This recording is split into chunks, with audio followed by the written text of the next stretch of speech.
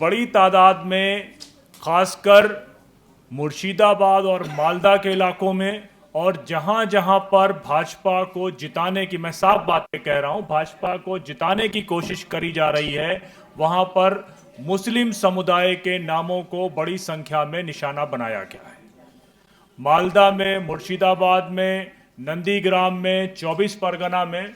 और ये सिर्फ एक इत्तेफाक नहीं है, हमने सैकड़ों लोगों से बातें करी हैं और जिनमें से उनके माता पिता जिनके नाम आ गए हैं, जिनके नाम पासपोर्ट में हैं, जिनके पास पासपोर्ट है, जो पेंशन ले रहे हैं, जो रिटायर्ड जजेस हैं, यहाँ तक कि मैंने 2 दिन पहले मुर्शिदाबाद और मालदा में 2 बीएलओ से मुलाकात करी, जो बीएलओ इस पूरे प्रोसेस को अंजाम दे रहे हैं, जिसमें से एक का वीडियो भी शायद आपने देखा होगा। उन दोनों बीएलओ के नाम गायब हो गए।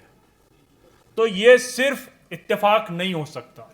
ये मेरे पास एक लिस्ट है, जिस लिस्ट में आप ये अंदाजा लगा सकते हैं कि पूरे पोलिंग स्टेशन के जितने भी एजुकेशन के लिए जितने भी नाम गए वो पूरे उड़ा दिए गए।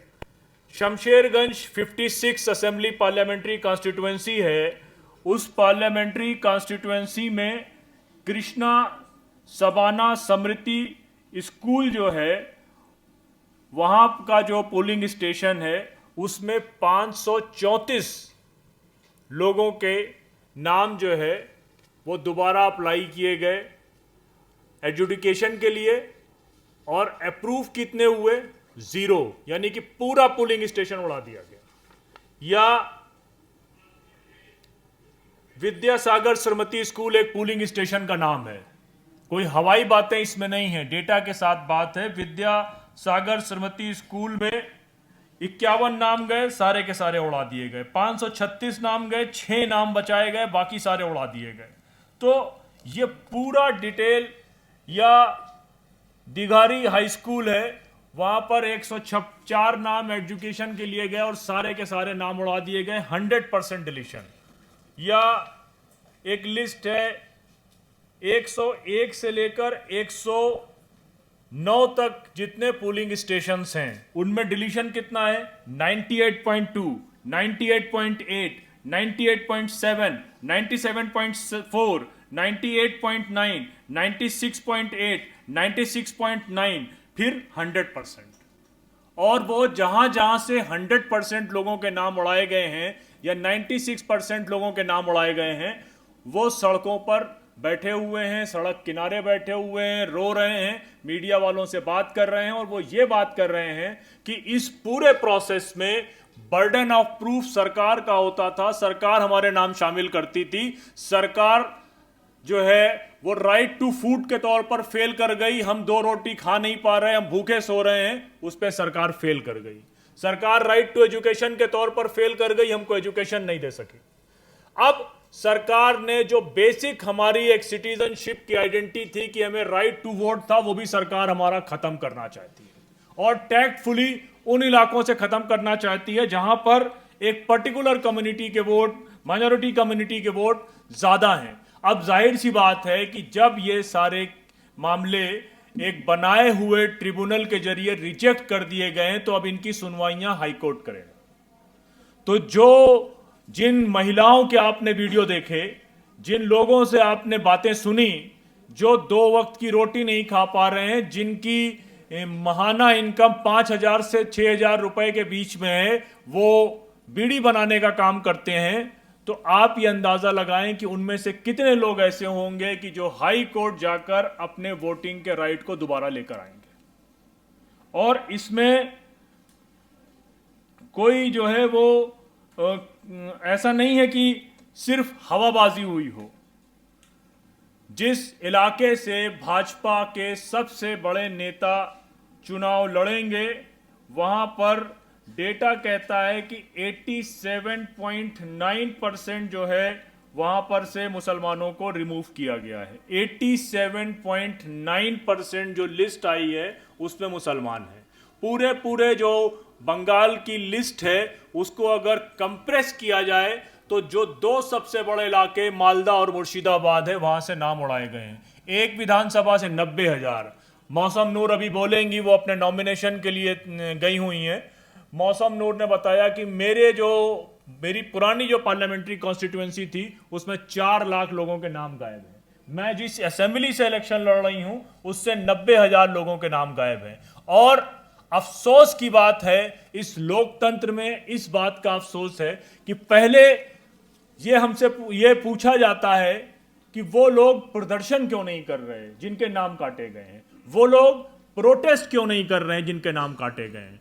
और जब वो लोग प्रोटेस्ट करते हैं तो प्रोटेस्ट कहीं और चल रहा होता है, ट्रिब्यूनल के लोग कहीं और बैठे होते हैं, एफआईआर तीसरी जगह से होती है, और सिर्फ नाम सिटीजनशिप से या वोटर राइट से काटने के बाद अगर आप प्रोटेस्ट करते हैं तो आपके ऊपर एनआईए छोड़ दी जाती है। 35 लोगों की गिरफ्तारियां एनआईए से हुई हैं। जिस इलाके में प्रोटेस्ट चल रहे थे, जहां से अरेस्ट हुई हैं, वो बिल्कुल डिफरेंट लोकेशन है जहां पर ट्रिब्यूनल के लोग बैठे थे। तो पहली बार आप ये सवाल बार बार कर रहे थे कि लोग प्रोटेस्ट क्यों नहीं करते, जब बड़ी तादाद में आपने नाम काटे और लोग प्रोटेस्ट के लिए सामने आए। बार बार खुद कोर्ट भी अपनी, प्रशांत जी बताएंगे ज्यादा बेहतर, कि कोर्ट ये कहता था कि लोग सामने क्यों नहीं आ रहे। फिर तीसरा और सबसे बड़ा इंपॉर्टेंट ये सवाल है कि जिस तरीके से इलेक्शन कमीशन अपनी मनमर्जी कर रहा है और पूरी पॉलिटिकल डेमोग्राफी को चेंज करके ये चुनाव करा रहा है, तो उस चुनाव में, जिस चुनाव के बारे में ये कहा जाता था कि लोकतंत्र की खूबसूरती ये है, डेमोक्रेसी की ये खूबसूरती है कि इसमें आखिरी दर्जे तक, आखिरी इलाके तक जो भी आदमी होता है वो इस डेमोक्रेसी का हिस्सा होता है। अब अगर किसी एक इलाके से 80,000 वोट गायब हुए हैं और जिसमें से 60,000, 40,000 या 20,000 लोग ये चीख रहे हैं और चिल्ला रहे हैं कि हमारे नाम जेनविन गायब कर दिए गए हैं, कल को जब आप वहां पर चुनावों के बाद रिजल्ट लेकर आएंगे और हार जीत अगर 5, 7, 10,000 से होगी, तो जिन लोगों को आपने जबरदस्ती इस चुनावी प्रक्रिया में भाग नहीं लेने दिया, क्या इस चुनाव को पारदर्शी कहा जा सकता है? क्या जब कोर्ट में वो लोग गए और उन्होंने कहा कि आप तो एक बड़ी तादाद को चुनाव की प्रक्रिया से बाहर कर दे रहे हैं और चुनाव कराने की ऐसी क्या जल्दबाजी है, इस प्रक्रिया को आप पूरी कराइए और पुरानी लिस्ट जिसमें आपने जो है वो 2024 के चुनाव कराए थे, जो सरकार ये काम करवा रही है चुनाव आयोग से, उससे कराते हैं। तब जो है वो खुद जो जज साहब इसकी सुनवाई कर रहे हैं, जो बंगाल से ही आते हैं, उन्होंने कहा कि अगर आप इस एक चुनाव में वोट नहीं देंगे तो अगले चुनाव में वोट दे देंगे। यानी कि एक बार हटाए हुए वोटों से सरकार बन जाए और फिर उसके बाद अगली बार देखा जाएगा।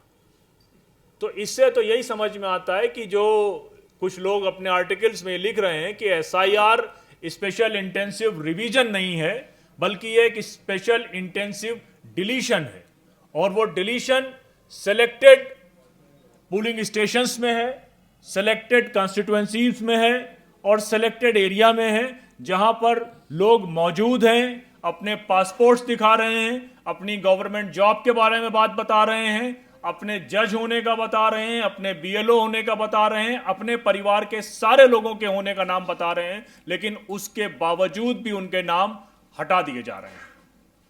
और नाम हटाने के बाद अब जो आने वाली 23 तारीख और 26 तारीख में जहां बंगाल में चुनाव होने हैं, उस चुनाव में, उस चुनावी प्रक्रिया में वो हिस्सा ले पाएंगे या नहीं ले पाएंगे, इसके बारे में कोई बात नहीं करी जा रही है। और अंदेशा तो लगभग यही है कि वो इस पूरी चुनावी प्रक्रिया में हिस्सा नहीं ले पाएंगे। ये जानकारी आप तक पहुंचे और जो प्रेजेंटेशन यहां पर होने थे वो समय बहुत लग सकता है, बहुत लंबी स्लाइड है। ये मेरे पास इतनी मोटी शीट सिर्फ एक असेंबली की है, हमारे पास में 20 असेंबली की डिटेल्स हैं, जहां पर बहुत सारे पोलिंग स्टेशन हैं, जहां पर 100%, 98%, 99% नाम गायब हुए हैं। अब आप ये बताएं कि अगर पूरा गांव का गांव खाली कर दिया जाए, यानी कि डिलीट कर दिया जाए, तो क्या ये चुनाव सही चुनाव होंगे? क्या ये प्रक्रिया जो ड्यू प्रोसेस है उसको माना गया? और ये इसमें से कुछ लोगों को बंगाल से हमने जोड़ा है, वो जो लोग बंगाल में अपने चुनावों में बिजी हैं या बंगाल के चुनावों में या आसाम के चुनाव में हैं, योगेंद्र यादव जी आसाम के चुनाव में हैं, वो भी ऑनलाइन ज्वाइन करेंगे, सलमान साहब ज्वाइन करेंगे और यहाँ से दिल्ली से।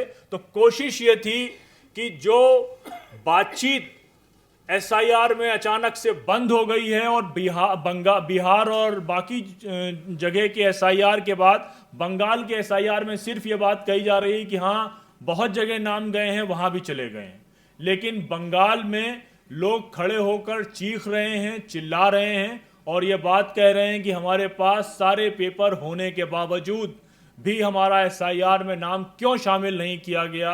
हम अपने सारे पेपर लेकर ट्रिब्यूनल के पास गए थे, ट्रिब्यूनल ने हमारा नाम क्यों नहीं शामिल किया। तो हम ये बात इसलिए डाउटफुल भी हैं क्योंकि आसाम में इसी तरह के ट्रिब्यूनल को हम देख चुके हैं। आसाम में जो फॉरेन ट्रिब्यूनल बनाया गया था, जब फॉरेन ट्रिब्यूनल के मेंबर्स को रिन्यू करना हुआ उनके कॉन्ट्रैक्ट को 2 साल के बाद, तो कई सारे फॉरेन ट्रिब्यूनल के मेंबर को जब कंटिन्यू नहीं किया तो वो उसके खिलाफ हाईकोर्ट गए और आसाम सरकार ने हाईकोर्ट में यह कहा कि इन ट्रिब्यूनल के मेंबर्स को हम कंटिन्यू इसलिए नहीं कर रहे कि ये बहुत कम लोगों को बांग्लादेशी बांग्लादेशी बना रहे थे। तो हम सबको यह भी लग रहा है कि कहीं ये ट्रिब्यूनल के लोग उसी एजेंडे के तहत जो आसाम में हुआ कि ज्यादा से ज्यादा लोगों के वोटिंग राइट को लिया जाए, उस एजेंडे के तहत तो काम नहीं कर रहे हैं। तो ये प्रेस कॉन्फ्रेंस आपके इंफॉर्मेशन के लिए हम लोगों ने अर्जेंट बेसिस पे करी है कि आपको मालूम चले कि पूरे बंगाल में जो चुनाव हो रहा है उसमें एक बड़ी तादाद चुनावी प्रक्रिया से हटा दी गई है, जोर जबरदस्ती के तहत हटाई गई है और जो लोग वहां पर प्रोटेस्ट कर रहे थे उन प्रोटेस्टर्स के खिलाफ एनआईए जो नेशनल इन्वेस्टिगेशन एजेंसी है उसके जरिए तकरीबन 38 लोगों के आसपास अभी तक गिरफ्तारी हुई है और वो मैसेज क्लियर है कि अगर आपका राइट टू वोट का राइट जाता है तो अगर आप प्रोटेस्ट करेंगे तो आपके खिलाफ केसेस बुक कर दिए जाएंगे। अब आपकी जिम्मेदारी है कि आप आगे की पड़ताल करें और उस पे लोगों के बारे में बताएं कि जो सरकारें चुनने की प्रक्रिया है उसमें से एक बड़ी तादाद से लोगों को हटाकर सरकारें चुना जाना क्या एक लोकतांत्रिक प्रक्रिया को सही दिखाती है या सही लोकतांत्रिक प्रक्रिया को दिखाती है जिसमें एक बड़ी तादाद को चुनाव से हटा दिया जाए। और इस बात का भी डर है कि आगे इन लोगों के नाम कभी आ पाएंगे या 2 साल 3 साल बाद आ पाएंगे या आने के लिए वो किस कोर्ट में जाएंगे और उसका पैसा कौन देगा। जब वो भूखे मर रहे हैं तो उनको कौन पैसा दे पाएगा या कैसे वो पैसा इकट्ठा करेंगे जहां पर वो हाई कोर्ट में जाकर चुनाव लड़ें। जिस इलाके में ये ज्यादा नाम काटे गए हैं वो देश के सबसे पिछड़े इलाकों में है, नीति आयोग की खुद की ये रिपोर्ट कहती है। तो अब दिल्ली में बैठे हुए जो लोग ये तय कर रहे हैं कि कौन चुनाव में रहेगा कौन नहीं रहेगा, शायद इस बात से वो अनजान है। बहुत शुक्रिया।